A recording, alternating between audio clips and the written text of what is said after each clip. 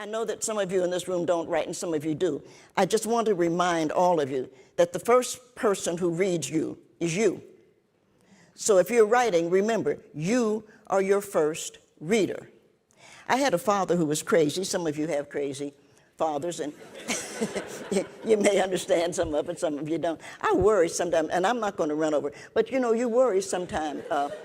No, you do, because men are getting to be crazy, but I promised that I wouldn't do anything political, and I'm not, but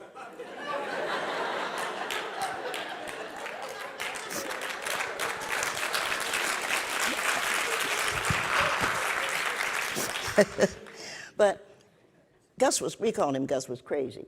And I've gotten to the point now that I can understand a little bit more, maybe about some of the things that made him crazy. But he's gone, and it's none of my business. My mother was happy with him. But my sister, I would never have married him, believe me. But my mommy did, and she was happy with him.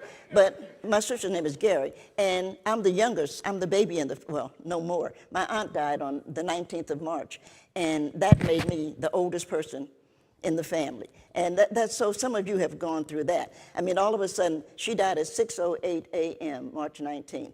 So at 6:09 a.m., I became the oldest person in the family. And these are things, too, you have to adjust to. You know, you keep wondering, how am I going to handle this, and am I doing things right? But I wrote a poem for Gary, and Gary's been gone, too. Mommy died on June 24th, and Gary died on August the 10th. So they went off to heaven and had a good time, and they were leaving us anyway. I wrote a poem, My Sister and Me. Chocolate cookies, chocolate cakes, chocolate fudge on chocolate lakes, chocolate kisses, chocolate hugs, two little chocolate girls in a chocolate rug. No one can find us, we're all alone. Two little chocolate girls running from home. Chocolate chickies, chocolate bunnies, chocolate smiles from chocolate mommies, chocolate rabbits, chocolate snakes, two little chocolate girls wide awake. What an adventure, my, what fun. My sister and me still on the run, still on the run, still on the run. My sister and me still on the run. I like it. I like it. Sometimes you write a poem just because, damn it, you want to. One of the things I wanted to share this one of the things that bothers me now is, and I do not understand this in all fairness, I don't know what Americans are afraid of.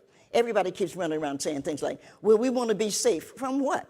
The craziest thing in the world is us. That's the truth. That is the truth. So I wrote a poem which I really like because, and especially those of you who write, you cannot be afraid and you cannot be worried about who does and who doesn't like what you do, because there's always somebody's not going to like it. If nobody doesn't like it, something's wrong with it. That's the truth. It's a whore, it's a prostitute. If somebody isn't saying no, I agree that you have to say yes, but if somebody is not understanding it, something's wrong with it. You have made it do something, you're a whore, and you don't want to do that. You don't.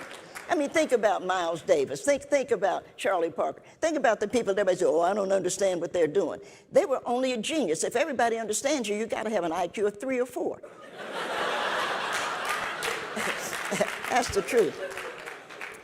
I think fear should be a spice, something we sprinkle on our steaks just before they put them on the grill, something we mix in with our corn muffins and bake at 350 degrees for 20 minutes or until golden brown.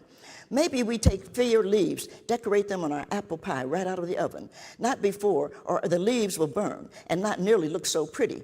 I'm thinking if we can learn to distill fear, we have 2 wonderful preparations: perfumes for smell, alcohol for ingestion. Perfume carries its own scent of danger and excitement, but when we throw a little fear in, things there really begin to heat up. Ask John Edwards or Herman Cain and see if I'm not right. Fear, the scent he can't resist. We'd have to find an exercise for it. We would want everybody to be able to get their hands on it. I'll have to form a committee to find that solution. Maybe the White House has some ideas, or yes, the Tiger Woods Emporium. Get your fear right here. You can practice your swing, whatever that might mean, while your bottle is bagged. And if we make it drinkable, we'd probably have a little light green liquid in its own 2-ounce top. You can take your fear on the rocks or sip a bit of Coke in there to make it mighty smooth. We could get the Culinary Channel to feature fear in one of their drink-offs, or we'd rewarded the best new barrister with his or her very own gold bottle of fear to be used anytime they like. I need to explain right here. It's not fear that causes problems. It's when hatred is combined with it. Fear is on its own tells you not to lend your cousin money. Don't go down that dark street, girl. Take care of yourself. Take yourself home from this party now. Fear is a warning sign. Healthy, good idea. That fish smells funny. My dog does not like this man. Fear, fear is a good thing. It's why we want to keep it exclusive. If everybody can have fear, then we have to cut it, like drugs. It's not that cocaine kills you, it's the stuff they cut it with to make the drugs go further. You don't want pure fear, but you don't want to be able to cut it with hatred either. Hatred is a bad idea, which is why it's cheap and available anywhere you look. Maybe what will really work is when we all need to have a fear tree in our backyard, maybe a small fear plant growing in our apartment windowsill. When we are feeling uneasy, we pluck a few leaves and find the right place to put them. Champagne would be the #1 choice, but spaghetti works too. Have a little fear at least once a week, and you can build up your resistance, like a vaccination. Then when wars and hatreds come along, you'll be able to recognize that it's just another expression of fear. No thanks, I've had my share this week.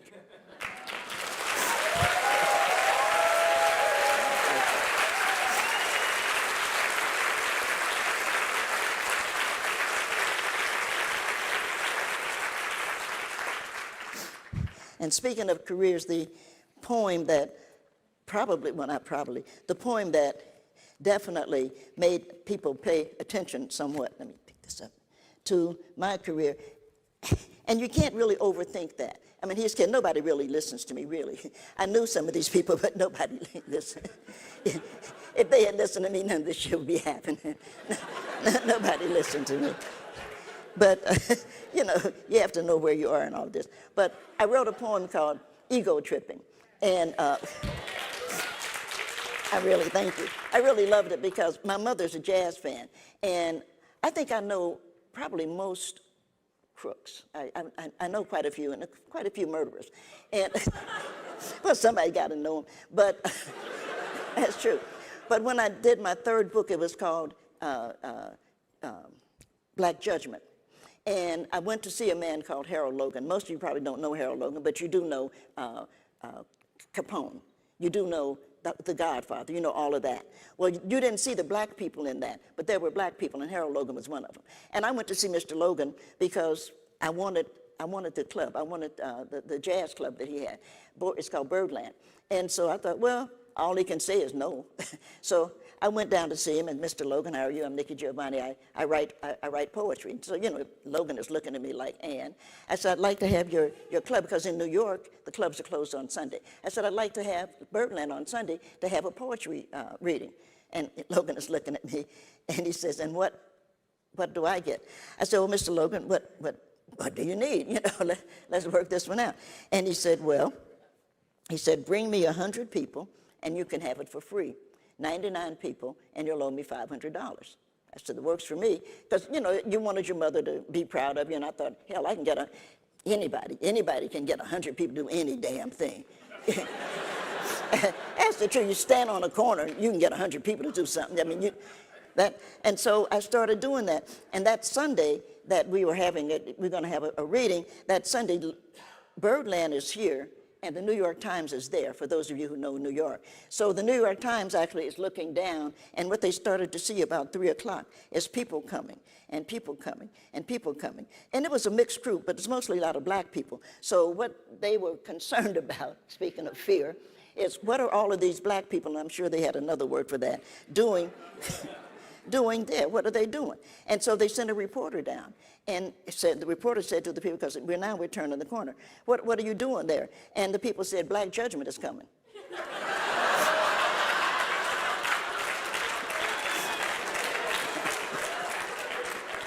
So you can see how that's going to go, right? And the reporter came out and said, I'm looking for Nick Giovanni. I'm looking for Nick Giovanni. And I was standing there and said, I'm NIKKI Giovanni. No, where is he? I'm looking for Nick Giovanni. I just thought either he'll learn or he won't. Didn't matter to me. But we had the reading. It was really nice. My mother was very proud. And one of the things that I was excited, of course, about was a couple of the poems, and they had some good poems. And what we got was the second, for those of you who read the New York Times, we got the second news front. And they put, for the first time, a poem, and they put this poem, and I wanted to share it with you. I was born in the Congo. I walked to the Fertile Crescent and built the Sphinx. I designed a pyramid so tough that a star that only glows every 100 years falls into the center, giving divine, perfect light. I'm bad. I sat on the throne drinking nectar with Allah. I got hot and sent an ice age to Europe to cool my thirst. My oldest daughter is Nefertiti. The tears from my birth pains created the Nile. I am a beautiful woman.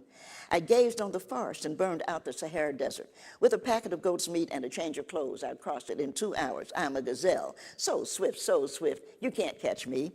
For a birthday present when he was 3, I gave my son Hannibal an elephant. He gave me Rome for Mother's Day. My strength flows ever on. My son Noah built Newark, and I stood proudly at the helm as we sailed on a soft summer day. I turned myself into myself and was Jesus. Men intoned my loving name. All praises, I am the one who would save. I sowed diamonds in my backyard. My bowels deliver uranium. The filings from my fingernails are semi-precious jewels. On a trip north, I caught a cold and blew my nose, giving oil to the Arab world. I am so hip, even my errors are correct. I sailed west to reach east and had to round off the earth as I went. The hair from my head thinned, and gold was laid across 3 continents. I am so perfect, so divine, so ethereal, so surreal, I cannot be comprehended except by my permission. I mean, I can fly like a bird in the sky.